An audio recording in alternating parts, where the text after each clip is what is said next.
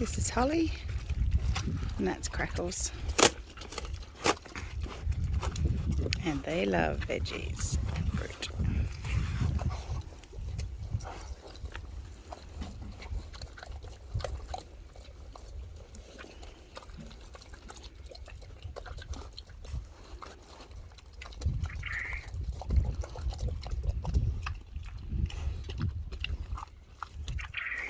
So we put it all in cardboard boxes so that it keeps it off the ground a bit longer, and pigs are just dirty eaters.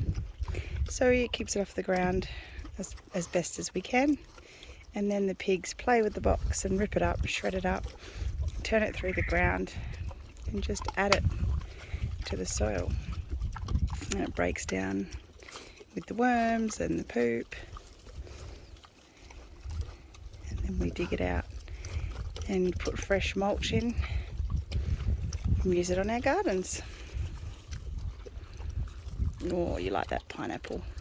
You like that pineapple?